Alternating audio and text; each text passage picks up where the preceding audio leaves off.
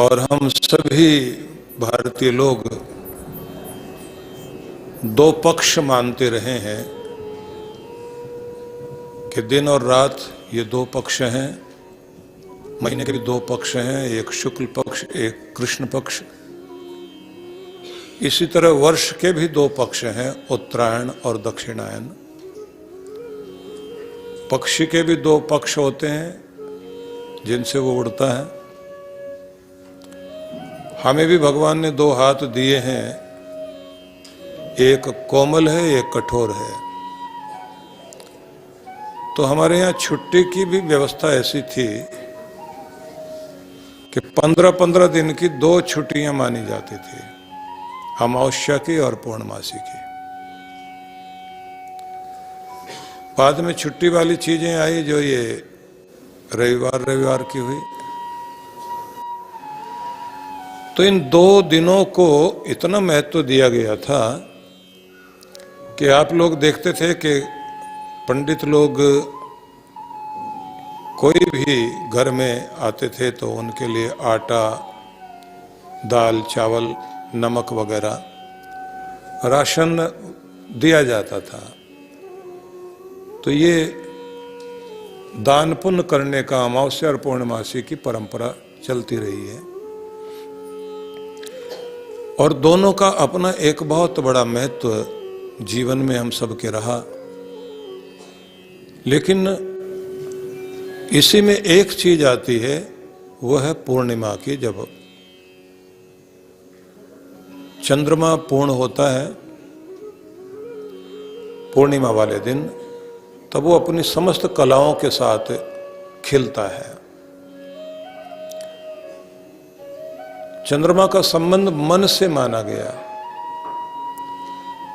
कि मन जैसे घटता बढ़ता रहता है तो चंद्रमा भी घटता बढ़ता है, और चंद्रमा का प्रभाव मन पर ही आता है।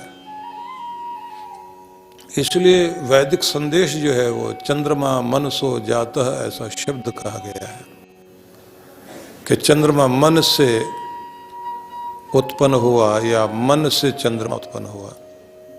तो भाव केवल इतना ही है कि जिस तरह से समुद्र में ज्वार आता है चंद्रमा के कारण, घटता और बढ़ता है, इसी तरह से प्रत्येक दिन हमारे मूड चेंज होते हैं, मनोदशा बदलती रहती है। मनोदशा हमारी बदलती है तो हर दिन अलग अलग तरह की स्थिति में हम लोग होते हैं। कभी लगता है कि कल मैं बहुत उत्साह से काम करूंगा, लेकिन अगले दिन आप डल फील करते हैं, क्योंकि चंद्रमा का अपना प्रभाव और चंद्रमा के चारों तरफ जो नक्षत्र मंडल है वहां से आती हुई जो किरणें हैं, उन किरणों के माध्यम से वो जो रश्मियां आती हैं उनका आपके एंडोक्राइन ग्लैंड्स पर असर आता है। आपकी शरीर की जो ग्रंथियां हैं जिनसे हार्मोन्स पैदा होते हैं, ये हार्मोन्स जो शरीर के अंदर रोज जाते आते रहते हैं। जैसे मान लीजिए कोई डर वाली चीज हो जाए तो आपके शरीर में जो है उसी समय एक हार्मोन काम करने लग जाएगा, क्योंकि फाइट एंड फ्लाइट वाली जो बात है कि या तो आप लड़ोगे या भागोगे। अगर चीज कमजोर लगती है तो आप अपने अंदर ताकत पैदा करते हैं लड़ने की, और यदि चीज कोई डरावनी है तो आप उसी समय आपका मन तैयार हो जाता है कि बच के भागो। मतलब आप अगर कोई भयंकर सांप सामने देख लें तो सांप देखते ही आपको लगता है कि बचो इससे और भागो। या आप भीड़ में कहीं हैं और कोई शोर मचा दे, अच्छा अब भागो भागो भागो, उधर लाठी चल रही है, या किसी ने सिर्फ इतना ही कह दिया भागो, बचो और भागो, तो आदमी ये नहीं सोचता कि बात क्या है, भागना शुरू कर देता है। और सोचने के लिए जो मन काम करता है वो तो बाद में काम करता है। आपका जो ऑटोमेशन पर दिमाग चलता है वो काम कर रहा होता है, उसके अनुसार आप तुरंत भागते हैं, और आपके शरीर के जो हार्मोन्स हैं वो तुरंत आपके शरीर में एक्टिव हो जाते हैं। इंजेक्शन दिया जाए आपकी नस में तो उसको असर होने में 5 मिनट लगते हैं। लेकिन ये जो हार्मोन शरीर में जाएगा तो ये 1 सेकंड में काम करता है। 1 सेकंड से भी और छोटा समझ लीजिए। किसी की बात सुनते सुनते आपको एकदम अचानक जो है बुरा लगना शुरू हो गया, गुस्सा आना शुरू हो गया, प्यार आना शुरू हो गया, दया आनी शुरू हो गई, ये हार्मोन्स का प्रभाव है। तो आपके शरीर के ऊपर ग्रह नक्षत्रों का प्रभाव आकर के आपको प्रभावित करता है। हर एक दिन आप अलग अलग फील करते हैं। किसी किसी घर में तो बिल्कुल ऐसा होता है कि सबका एक जैसी स्थिति चल रही होती है, उनकी शनिवार या मंगलवार को लड़ाई जरूर होगी, और वो फिर से जो है, जैसे कोई एक पागल आदमी जो है वो चला जा रहा है, तो उसने केला देख लिया, केला देखते ही वो बोला आए वो रब्बा आज फिर फिसलना पड़ेगा।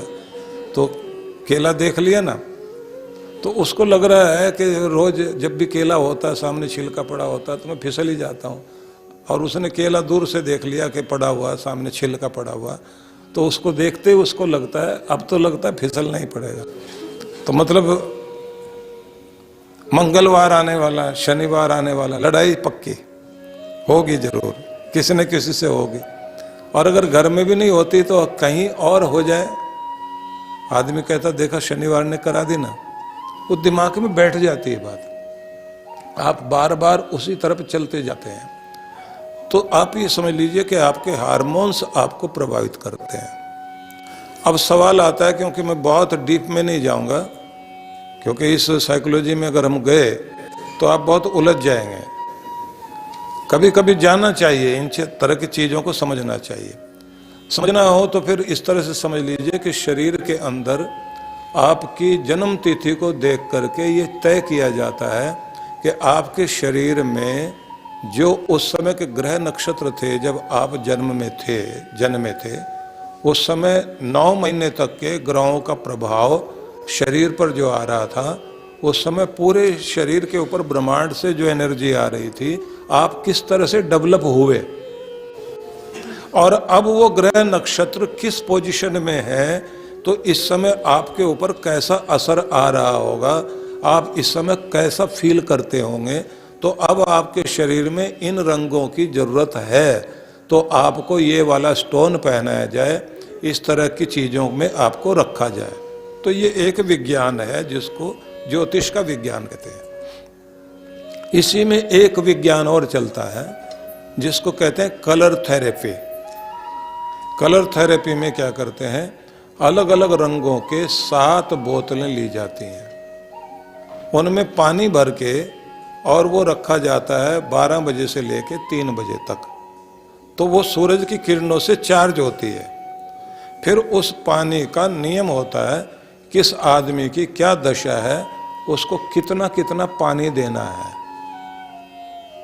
तो ये हो गई कलर थेरेपी, और इसी में भी ट्रीटमेंट होता है।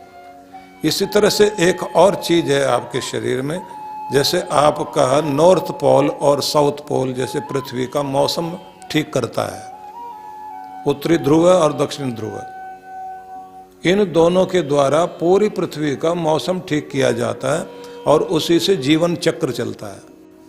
ऐसे आपके भी 2 ध्रुव है, जो रीढ़ जहां से शुरू होती है वो दक्षिण ध्रुव है, और सिर का जो ऊपरी भाग है ये आपका उत्तरी ध्रुव है, ये नॉर्थ पोल है। तो दोनों जगह मैग्नेट अपना काम करता है। एक मैग्नेट काम करता ऊपर ब्रह्मांड की कॉस्मिक एनर्जी को लेने का काम करता है ये, और पृथ्वी की जो ग्रेविटेशन वाली जो पावर है, ग्रेविटी वाली जो एनर्जी है, उसको खींचने का काम करता है नीचे वाला रीढ़ की हड्डी वाला जो भाग है वो। तो आप सबके पास में एक चुंबक है, आपका एक मैग्नेट काम करता है। फिर वो चक्रों के अनुसार अलग अलग मैग्नेट हैं। अब मजे की बात देखिए, अगर आप उदासी में है तो उदासी में आपका मैग्नेट उदासी को खींचना शुरू कर देगा। अगर आपको कमाना आता है और आपको लगता है कि मैं कमा सकता हूं, तो अब मजे की बात देखिए कि आपके पास पैसे नहीं है और आपके पास मैग्नेट है पैसे कमाने का। कुछ भी काम कर लोगे आप, कहीं भी खड़े होकर के, आप कमाई सूझ जाएगी आपको। पानी बेच लोगे, हवा बेच लोगे, दही बल्ले, चाय बेचते बेचते कमा लोगे। कलकत्ते में एक चाय वाला है, एक तो होता है ना सूखी चाय का बिजनेस, एक है जो चाय बना बना के पिलाता है। उसके यहाँ जो है सवेरे कारें आके खड़ी होती हैं 6 बजे से लेके 8 बजे के बीच में, बड़े बड़े रईस लोग खड़े होते हैं, वो चाय पीते हैं और उसकी नकल करके अब न जाने कहाँ कहाँ जो है वो भट्टी वाली चाय चलती है, वो जो अलग तरह की उबलती हुई चाय वो जो लेके आते हैं मिट्टी का बर्तन, वो जो है उसमें भट्टी में डाल के रखते हैं, उसके बाद उसमें जो है चाय डालेंगे और वो एकदम उबलती हुई ऐसे बाहर आएगी। वो बहुत तरह की चीजें हैं। मतलब किसी भी काम को इतनी स्मार्टली करो आप कि वो आपको पहचान और पैसा देने लग जाए। तो उसी से उसकी 100 रुपए की चाय है, 200 रुपए की चाय है, 500 रुपए की भी चाय है, आदमी पी रहा खड़ा होके और वहीं पर बैठा बैठा। तो ये क्या चीज है? ये आपके अंदर का मैग्नेट काम कर रहा है। तो कुछ लोग जो है वो ऐसे अपने आप को बदनसीब बना लेते हैं, जहां जाएंगे उनका काम बिगड़ेगा बिगड़ेगा, वो उनको अपने अंदर कॉन्फिडेंस नहीं होता। तो आप ये समझिए कि आपकी जिंदगी को कीमती बनाए रखने के लिए भारतीय परंपरा में एक आध्यात्मिक विज्ञान को रखा गया है कि उसके कारण ही आपका भला हो सकता है, जिससे आप अपनी सर्वांगीण उन्नति कर सको। तो इसके लिए माना गया कि हम लोगों को एक चीज की सबसे ज्यादा जरूरत है, और वो क्या है? हर आदमी अधूरी जिंदगी जी रहा है, वो अपने आप को पूरा करना चाहता है, अपने अधूरेपन को कम करना चाहता है। अब किसी का अधूरापन ये है उसके रिश्तों में कमी है, किसी का अधूरापन ये है उसके घर में जो है रुपए पैसे की कमी है, कहीं वफादारी की कमी है, कहीं तालमेल की कमी है, कुछ भी कमी हर जिंदगी में है। अब उस कमी को दूर करने के लिए माना जाता है कि आप अपने आप को पूर्णिमा वाले दिन गुरु के साथ जुड़ना शुरू करें और अपनी पूर्णता की और यात्रा करें। अब पूर्णिमा से लाभ कैसे लेना? तो इसके लिए वो जो मंत्र है ना, पूर्णमिदं पूर्णमिदं पूर्णात् पूर्णमुदच्यते, वो पूर्ण है, और ये भी पूर्ण मतलब उसका जगत भी पूर्ण है। परमात्मा पूर्ण है, उसका जगत भी पूर्ण है। पूर्णात्, पूर्ण से ये जगत उत्पन्न हुआ, और पूर्ण से पूर्ण निकाल कर जो बचा वो भी पूर्ण। अब कोई कहेगा किसी चीज में से पूरी चीज निकाल दी जाए तो पीछे पूर्ण कैसे बचता है? जो निकाल दिया गया कि पूर्ण से पूर्ण जगत बना, पूरे परमात्मा से ये जगत बना, और ये जगत भगवान में से निकालने के बाद भी परमात्मा उतना ही पूर्ण बचा हुआ है। तो कैसे? तो इसे बताया जाता है कि जैसे दिया है, दिए से आप दूसरा दिया जलाओ, 1 करोड़ दिए जला लो, तो जिससे जलाया गया वो आधा रह गया क्या? वो तो उतना ही रहेगा। और जितने दिए जलाते जाओ वो पूरे हो जाएंगे, और वो भी पूरा और वो भी पूरे। अब दूसरे ढंग से देखिए, एक अध्यापक या एक गुरु कितनों को जगाएगा, कितनों को पढ़ाएगा, तो जो पढ़ा रहा है उसकी विद्या कम हो गई क्या? उसकी तो कम नहीं हुई। जिसको दी गई उसको तो पूरी मिल गई, ना इसकी कम हुई ना उनको भी पूरी मिल गई। पूर्ण से पूर्ण जगता जा रहा है और पूर्ण से पूर्ण निकलकर पूरा बचता जा रहा है कि ऐसे पूर्ण जगत परमात्मा से प्रकट हुआ और पूर्णमेव अवशिष्यते, पूर्ण से पूर्ण निकल करके पूर्ण बचा भी हुआ है, वो फिर से बना देता है। अब दूसरे ढंग से कहें, अब विज्ञान की बात आ जाएगी कि पूरा जगत सिमट करके परमाणुओं में बदल गया, सारी दुनिया मिट गई एक बार में, सूरज भी खत्म हो गया, चांद धरती सब परमाणुओं में बदल गया, छोटे छोटे कणों में।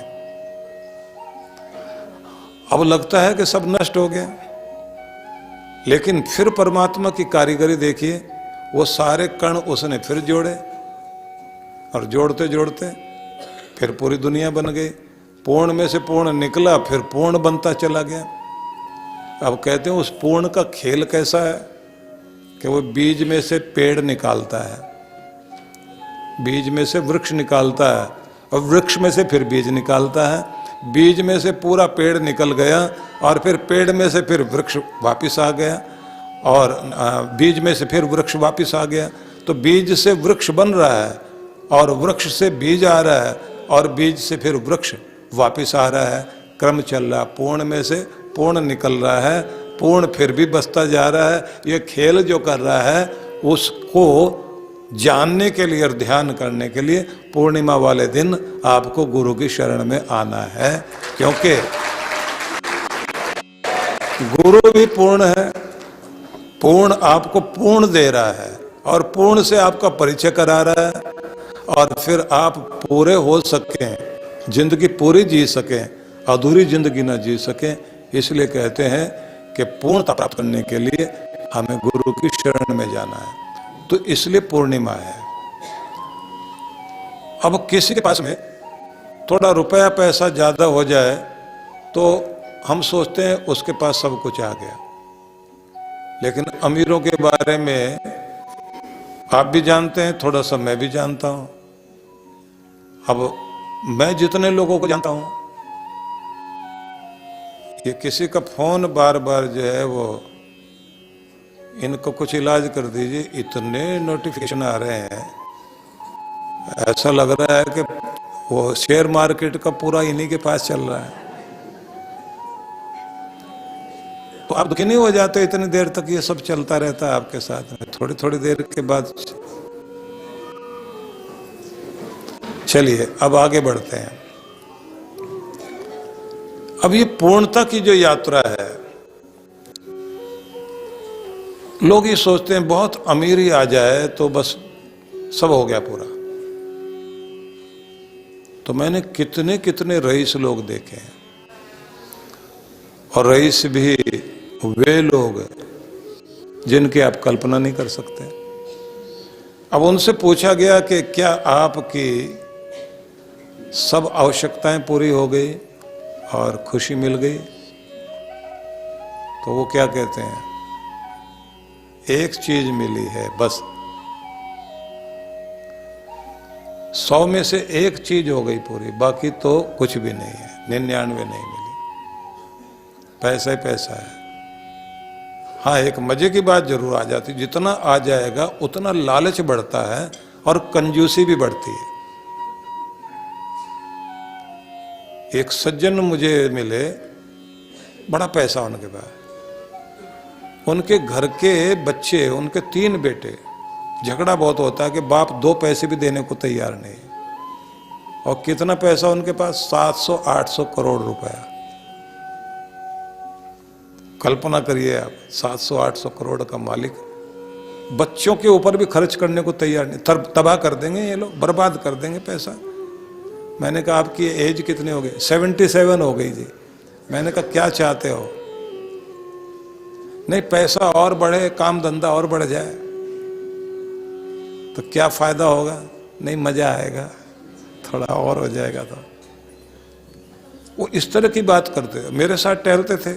अब मैं किस शहर की बात है वो नहीं बताऊंगा, नहीं तो आप अंदाज लगा लोगे।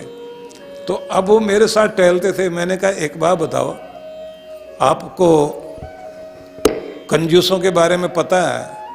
बोले जितने सत्संगों में मैं जाता हूँ कंजूस की कहानी मुझे बहुत याद है, और मैं जो है आपसे ज़्यादा बढ़िया बढ़िया एग्जाम्पल देके बता सकता हूँ। मैंने कहा फिर आप पर असर होता है? बोले बिल्कुल नहीं होता, इतना भी नहीं होता। मैंने कहा चलिए इसको छोड़िए, अब आप बताइए आपके घर में सब ठीक है? बोले पत्नी तो मुझे पागल समझती है, और बेटे सन की समझते हैं, और रिश्तेदार मुझसे दूर रहते हैं और मैं भी उनसे दूर रहता हूं क्योंकि उधार मांगने आ जाएंगे। तो मैंने कहा आपके शरीर की स्थिति? बोले बहुत खराब। तो मैंने कहा सारा दिन क्या करते हो? बोले 2-3 घंटे तो बस मैं जो है वो अपने ऑफिस में जाता हूँ, वहाँ सारा सब कुछ देख लेता हूँ, उसके बाद मैं ये देखता रहता हूँ सत्संग वगैरह कहाँ है और भंडारा कहाँ बढ़िया होने वाला है। तो मैंने कहा वहाँ आप क्या करते हैं? बोले फ्री का भंडारा करके आता हूँ और मैं पूछ लेता हूँ कि भंडारे में भाई कहाँ क्या क्या बन रहा है, आपके यहाँ क्या बन रहा है, तो जिसके यहाँ कुछ ज़्यादा अच्छा बन रहा होता है वहाँ चला जाता हूँ।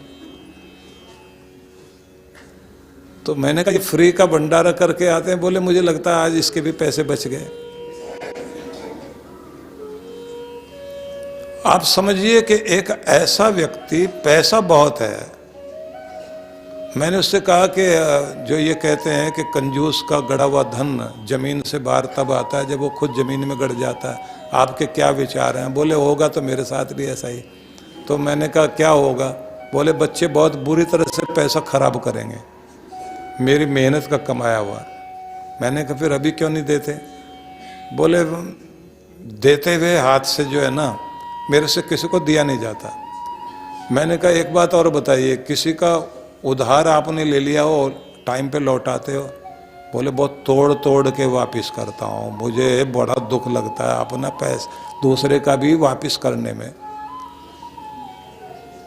अब आप समझिए कि एक पैसे वाला आदमी होकर भी अगर हम ये कहें उसको पूर्णता मिल गई तो नहीं मिली। मिलती कैसे? पैसा चाहिए। हमारे यहाँ तो सबके नाम के आगे श्री शब्द लगाया जाता, श्रीमान, श्रीमती, सुश्री। समृद्धि से भरपूर रहे हम लोग, कोई गरीब ना रहे, और भगवान ना करे किसी के पास भी गरीबी आए। लेकिन ये सारी चीजें क्या हैं? एक हमारे देश के बहुत बड़े संत थे, वो चाइना में गए थे, तिब्बत में, और वहां के राजा उनका सम्मान करने के लिए आए। नाम था धर्मबोधि भिक्षु, बड़ा नाम था उनका, बहुत बड़े संत। तो जब वो वहां गए तो वहां के राजा ने उनका स्वागत किया, और स्वागत के लिए न जाने कहां कहां से पहाड़ में चढ़ करके वो लोग आए, और जैसे इन्होंने दर्रा पार करके वहाँ पहुँचे तो उनके स्वागत के लिए गए। तो जाते ही वो लोग हैरान रह गए, क्योंकि वो अपने जूते सिर पे रख के खड़ा हुआ था, वो महात्मा जो था। तो महात्मा को देखते हुए बोले आप ही हैं वो जिनका हम स्वागत करने आए? बोले हाँ हम ही हैं।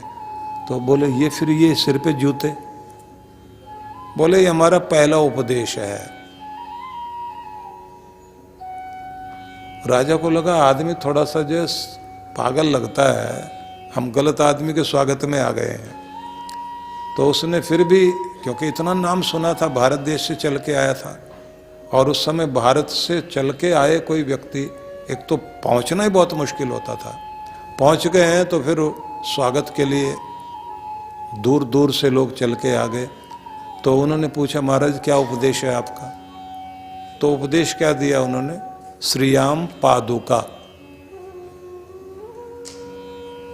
कि जो हमने जूते सिर पे रखे हुए हैं ये हमारा पहला उपदेश है, कि जो साधन है दुनिया के ये पादुका है, पाँव में पहनने वाले जूते हैं, जिन पे चढ़ के आप दुनिया की यात्रा करोगे। ये सिर पे रखने के लिए नहीं है। तो राजा बोले मतलब?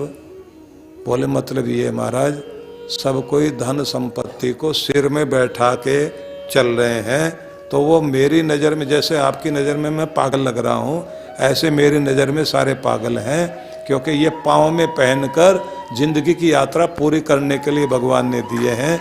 इसलिए नहीं दिए हैं कि इसको सिर पे रख करके आप सिर का बोझ बढ़ा लो। दिमाग में हर समय पैसा पैसा नहीं घूमना चाहिए। पैसे का उपयोग कैसे करना, कमाना कैसे है, और इससे लाभ कैसे लेना, कि ये दिमाग में जिस दिन आपके आ गया उस दिन आप संसार के साधन जो दिए गए हैं इनका कैसे उपयोग हो। और जैसे हम लोग कई बार आपको बोलते हैं कि आज के दौर में सबसे बड़ी गलती क्या हो रही है कि लोगों को प्यार करना चाहिए मनुष्यों से और उपयोग करना चाहिए वस्तुओं का, तो उल्टा शुरू हो गया। हम वस्तुओं से प्यार करने लग गए और व्यक्तियों का प्रयोग करने लग गए। मतलब यूज कर लेना चाहते हैं हर आदमी को, हर रिश्ते को। और हमारा प्यार कहां बसा हुआ? वस्तुओं के अंदर। वस्तुओं के अंदर प्रेम बहुत बसा होने के कारण हम लोगों के प्राण उसमें बस गए। तो चीजें मिलेंगी खुश, थोड़ी देर के बाद उसका रस चला जाता है, और तरह की मिलनी चाहिए। तो इसका परिणाम क्या हो रहा है कि हम एक तरफा जिंदगी जी रहे हैं। आप चाट मसाला डाल करके जो चाट खाते हैं तो उसमें कई तरह के मसाले डालते हैं, तब जाके उसका स्वाद बनता है ना। आपकी जिंदगी भी स्वादिष्ट तब बनेगी जब आपको सब चीजें चाहिए। वो सब चीजें क्या? पूर्णता क्या? सारी पंखड़ियां फूल के खिल जाएं, आपकी जिंदगी की भी सब पंखड़ियां खिल जाएं, तो वो क्या है जिससे पूर्णता आती है? तो उस बारे में थोड़ा समझ लीजिए। तन मन दोनों ठीक रहें, प्राण बुद्धि चित्त आत्मा, ठीक है? समझ में आ रहा है? दूसरे ढंग से समझ लीजिए। शरीर स्वस्थ रहना चाहिए, प्राण बलवान होने चाहिए, मन संतुलित होना चाहिए। शरीर को दौड़ाओ, मन को स्थिर करो, बुद्धि को शांति में रखो, दिमाग शांत रख करके बुद्धि को पैनी बनाओ, तीखी बनाओ, लेकिन शांत मस्तिष्क में रखो। और चित्त को जो है आप निर्मल बनाइए और आत्मा को पवित्र बनाइए। अब एक सांस में मैंने बोल दिया, आपको नहीं समझ में आया, दोबारा समझिए। शरीर को स्वस्थ रखना हमारा फर्ज है।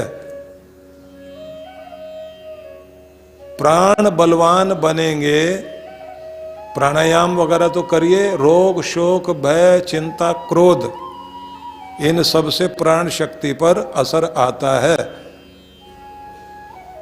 एक जो जकड़े रखे वो तो है चिंता, और जो एक ही बार में छुड़ा दे वो है चिता। जो बार बार जलाए वो है चिंता, और जो एक बार में जला के खत्म कर दे वो है चिता। तो चिंता और चिता दोनों के बीच में इतना ही फर्क है, बिंदी नहीं है। चिंता में बिंदी लगी हुई है और चिता में बिंदी नहीं है। ऊपर चिंता लिखते हैं ना तो ऊपर बिंदी लगा देते हैं, और चिता में बिंदी हट गई बस। लेकिन दोनों अपना काम करती है। एक आखिर में काम करती है, एक रोज काम कर रही है। एक ही बार जला के खत्म करेगी, और एक वो है जो रोज जलाएगी आपको। और असर कहां आता? प्राण पर। चिंता रोज करते रहिए, रोज जलाएगी, थोड़ा थोड़ा जलाएगी, और चिता एक बार में जला के मुक्ति दे देती है कि चलो कहानी खत्म हो गई। चिंता रोज जलाएगी भी, जकड़े भी रखेगी, पकड़े भी रखेगी। तो चिंता जैसे है ऐसे क्रोध है। रोग शोक भय चिंता क्रोध, ये सब प्राणों पर असर डाल रहे हैं। इनमें संतुलन लाइए, इनको सीखिए। अब अगली बात, मन। मन के ऊपर सारा असर आता है। मनोबल बढ़ गया तो आप बहुत खुश, मनोबल टूट गया, मेरा तो मन ही टूट गया, तो आप खड़े नहीं हो सकेंगे। मनोबल बनाए रखना ये तीसरा कार्य। अब चौथी बात करिए। जो लोग डिप्रेस हो जाते हैं उनकी कौन सी चीज गड़बड़ करती है? डिप्रेस आदमी के मन पर असर आ जाता है। अब उसे कितनी भी अच्छी बातें सुनाओ वो फिर वहीं का वहीं पहुंच जाएगा।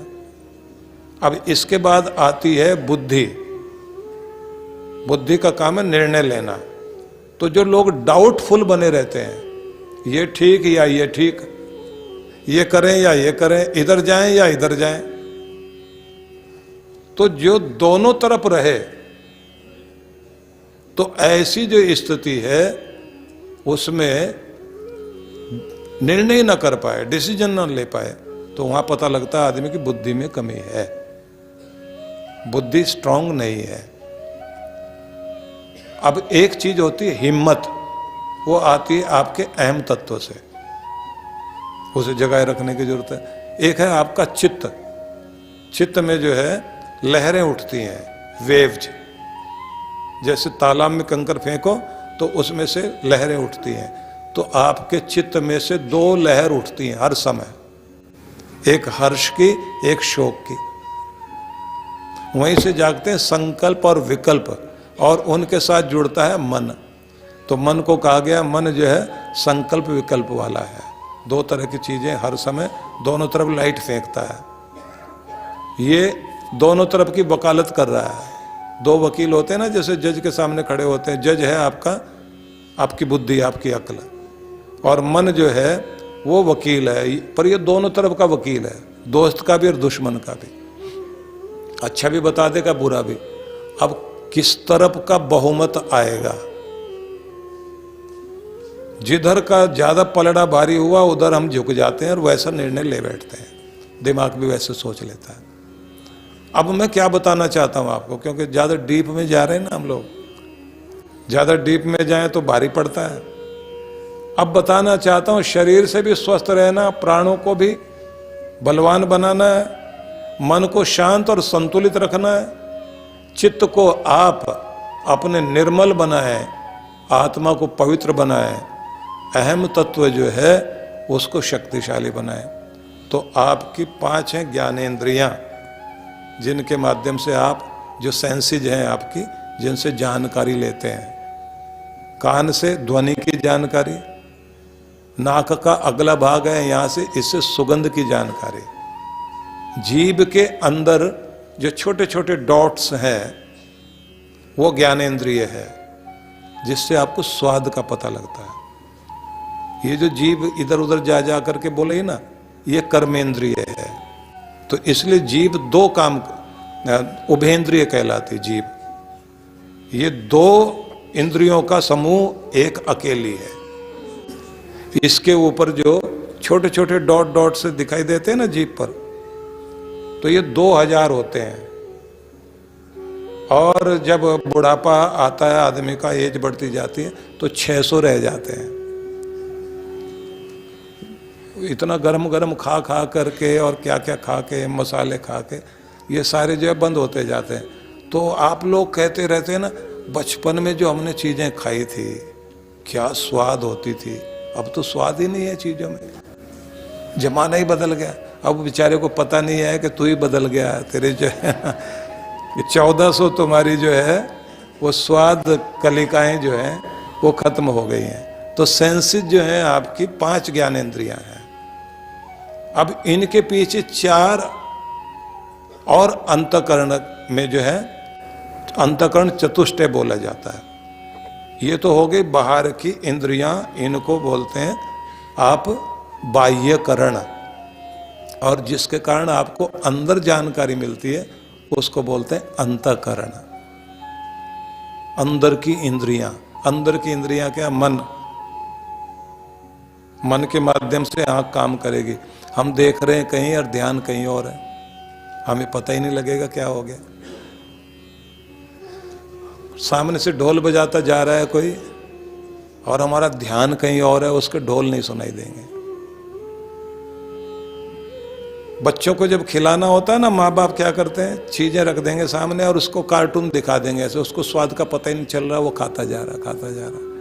और ऐसे घड़ियाल बन जाते हैं ना बहुत सारे, बैठे बैठे मोटे मोटे हो जाते हैं, कि उनको ऐसे खिला रहे होते हैं कि उनका ध्यान भटकाना। अगर उसको स्वाद में लेकर के खाएं बच्चे तो ज़्यादातर रुक जाते हैं, पर वैसे स्वाद लेके खाना चाहिए।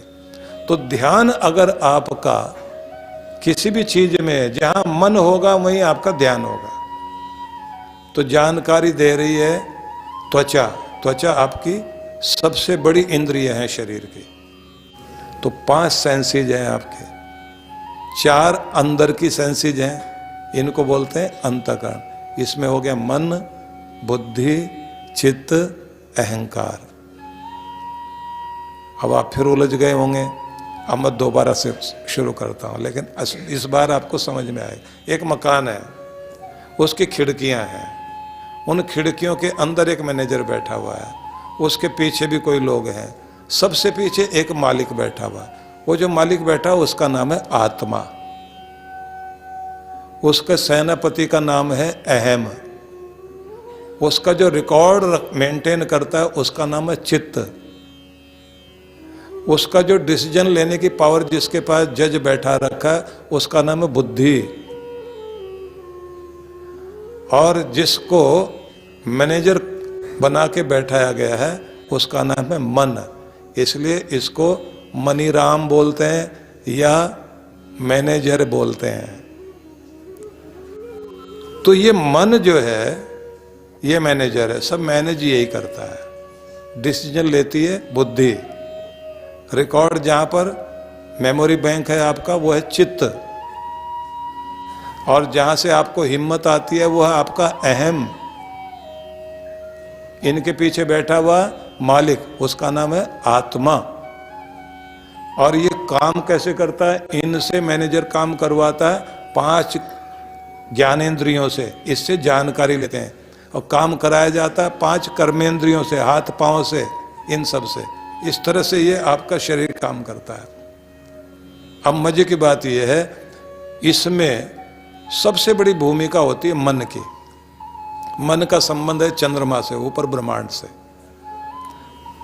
ऊपर से मूड बदल सकते हैं, बाहर परिस्थितियों से बदल सकते हैं, और मन को नियंत्रित करने की विद्या जहाँ से सिखाई जाती है वो होता है गुरु का धाम। उसके लिए कहा जाता है कि आपको पूर्णता दी जा सके। घड़ी बहुत आगे चली गई है, मैं अपनी बात को रोकूं यहाँ या आपको पूरा बताऊं और बता दूं? चलिए थोड़ा सा और बता देता हूं, क्योंकि कभी कभी क्लास की तरह भी पढ़ाना चाहिए ना, जिससे आप लोगों को जानकारी मिले। अब ध्यान में क्या करते हैं? मैं शरीर नहीं, इसमें चलने वाली जीवनी शक्ति प्राण भी मैं नहीं, शरीर नहीं हूं, शरीर मेरे लिए है, मेरे लिए काम करता है, मैं मालिक हूं। कौन? चैतन्य आत्मा। शरीर मैं नहीं हूं, शरीर मेरा है, प्राण मेरे लिए है, मैं प्राण शक्ति नहीं हूं, प्राण मेरे लिए है। मैं मन भी नहीं, मन मेरा नौकर है, मैं चैतन्य आत्मा हूं।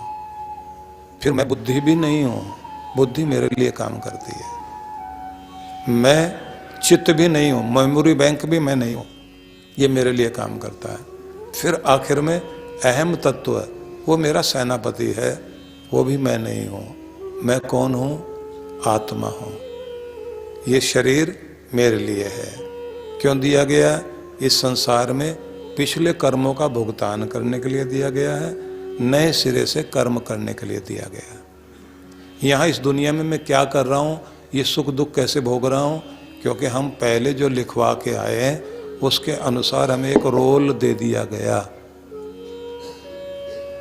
गरीब का, अमीर का, सुखी का, दुखी का, परेशान का, डरे हुए का, ये सब रोल हमको दिए जा रहे होते हैं। सताने वाले सता रहे हैं और पीड़ित होने वाले पीड़ित हो रहे हैं। तो ये सब रोल हमारे सामने आ रहे हैं। अब सवाल आता है, रोल बदले भी जा सकते हैं क्या?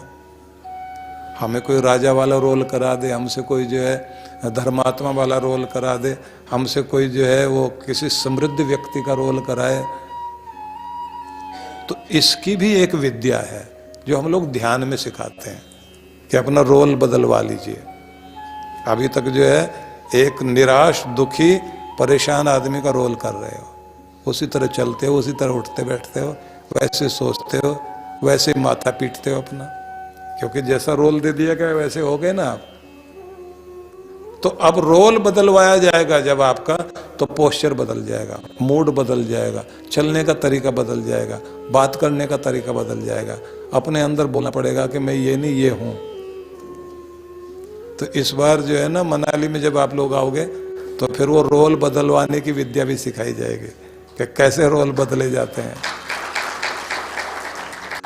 शुरू शुरू में लगेगा कि हम सन की जैसी यात्रा कर रहे हैं, लेकिन एक समय आएगा जब आप देखेंगे जिंदगी पूरी बदली हुई नजर आएगी। तो ये सीखना चाहिए। अब एक चीज होती है कर्म से कर्म को काटना,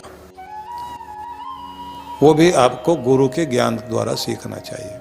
तो पूर्णिमा वाले दिन आपको गुरु की सन्निधि में बैठ करके बहुत कुछ सीखने का मौका मिलता है।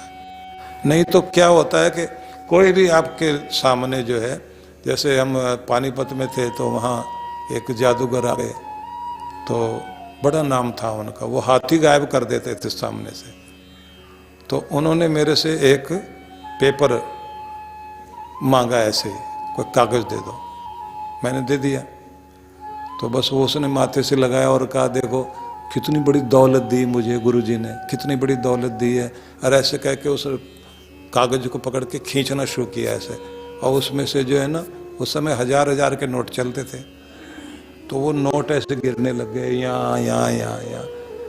तो उसका एक आदमी था साथ साथ में, वो भी चल के आया, वो भी नोट समेटने लगा। मैंने कहा आप उसको मना करो, हमारा समेट लेगा। बोले आपने तो कृपा कर दी है, मुझे करने दो। तो उसका आदमी समेटता रहा और वो ऐसे ऐसे नोट पूरा, वो मेरा जितना भी स्टेज थी ना भर दी नोट से।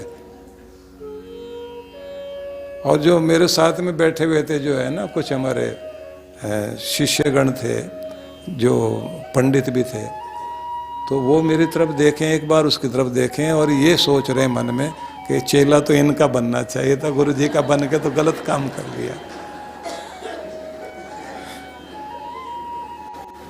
तो ये सब करने के बाद उस आदमी ने मेरी तरफ देख करके कहा, शायद शंकर जादूगर नाम था, सम्राट। आप थे क्या उस समय? नहीं, आप नहीं थे, आपने सुना शायद। हाँ, तो वो बाद में भी कई बार आए मिलने के, यहाँ आते भी थे बेचारे, बड़ा नाम था उनका, अभी शायद नाम है उनका। तो उन्होंने खड़े होकर के उस समय कहा कि भाइयों आप लोग सोच रहे होंगे कि मैं नोट बनाना भी जानता हूँ और पता नहीं क्या क्या चमत्कार कर सकता हूँ, कि ये जो सारे नोट जो मैंने दिखाए ना, ये सब मैं अपने यहाँ भर के लाया था, इधर भी और इधर भी। और जब मैं ऐसे ऐसे करता था तो ये निकल निकल के मेरे हाथ से ऐसे गिरते थे और आपको पता नहीं लगता था। का ऐसी कोई विद्या नहीं होती दुनिया में, ये सब आपको आईवाश करने के लिए है कि विद्या तो वही है जिनको मैं सुनता हूँ, कि टीवी पे मैं सुनता हूँ और आप लोग भी सुनते हैं, लेकिन आप जो है इनको मुझे देख के प्रभावित हो गए, गुरुजी को समझ रहे हैं कि इनको तो कुछ नहीं आ रहा है, फायदा तो इधर ही मिलने वाला है। बोले ऐसे हम, उन्होंने उस समय कहा कि ऐसे हम दुनिया में ये जो भ्रम होता है, ये चीज़ सुखी कर देगी, ये चीज़ सुखी कर देगी, इस रिश्ते से सुखी हो जाऊंगा, यहाँ राजगद्दी पे बैठने से सुखी हो जाऊंगा, ये पद मिल जाएगा तो मैं सुखी हो जाऊंगा, ऐसे हम भ्रम में जीते हैं। बोले जो सुख का रास्ता है, जो आपके ऋषियों ने बताया, गुरुजन बता रहे हैं, भगवान ने गीता में कहा है, या पवित्र ग्रंथों में आपके लिखा हुआ है कि जो गुरुजी समझा रहे हैं मार्ग तो वही है, बाकी तो हम जैसे, तो उन्होंने कहा हम तो बहकाने के लिए रोज आते रहेंगे आपको। फिर वो मेरे पास बैठ गए, बोले गुरुजी मैं आपको कुछ टेक्निक सिखाऊं क्या? मैंने कहा नहीं भाई, नहीं चाहिए मुझे। तो उनके एक चेले थे, वो बोले कुछ कृपा कर दीजिए, उनके साथ खड़े थे, एक हमको कुछ दे दीजिए। तो वो एक सिक्का जो 20 पैसे का होता था, पीला पीला सा सिक्का होता था उस समय, वो लेके मुझे बोले हाथ लगा के दे दीजिए। तो मैंने, एक वो वैद्य जी बैठे हुए थे, वो पारे की गोलियां बनाते थे, उनकी गोली लेके उस पर ऐसे ऐसे करके थोड़ा, मैंने कहा मैं इसमें कुछ लिख रहा हूँ, और उनसे कहा, मैंने कहा अब आप बैठ के और मंत्र जाप करो। तो वो बैठ के ऐसे मुट्ठी में लेके ना मंत्र जाप करने लगे। तो मंत्र जाप करते करते बोले मेरे हाथ में कुछ हो रहा है। मैंने कहा अभी कुछ और भी होगा, आप मुट्ठी बंद करना। तो उसने थोड़ी देर तक ऐसे बैठा रहा, तो उसके बाद में बोला मैं खोल दूँ, मेरा हाथ गर्म हो रहा है। मैंने कहा खोलिए। तो देखा सिक्के के साथ कुछ बबूत, कुछ राख आ गई उसके पास में। बोला इसमें तो राख आ गई है। मैंने कहा ये माथे पे लगाना और कुछ जो है गले पे लगाना, तो तुम्हारा कल्याण होगा। बोले ये कौन सी विद्या है? मैंने कहा बेकार की विद्या है। बोले हमको सिखाओ। मैंने कहा ये पारे की गोली है, जाके कहीं भी रगड़ लो, थोड़ी देर के बाद ऐसे ही होगा। बोले मंत्र कौन सा बोलना है? मैंने कहा कोका कोला, कोका कोला। बोले ये क्या था? मैंने कहा तुम कुछ भी बोलो, बोलने से इससे कोई फर्क नहीं पड़ता। बोले आपको ये सब आता है? मैंने कहा मैंने भी हरिद्वार ऋषिकेश में थे ना हम लोग, बाबा के आश्रमों में जो है सत्संग कथा करते थे उपनिषदों की, वहाँ ये ड्रामे देखते थे। तो बोले नहीं मुझे तो कल्याण जिसमें होता हो वो बताओ। मैंने कहा वो जो कल्याण होता है ना, उसका रास्ता लंबा है, वो तो गुरु की शरण में आना पड़ेगा और भक्ति का मार्ग इसी तरह पकड़ना पड़ेगा, इसी तरह चलना पड़ेगा, तब भला हो।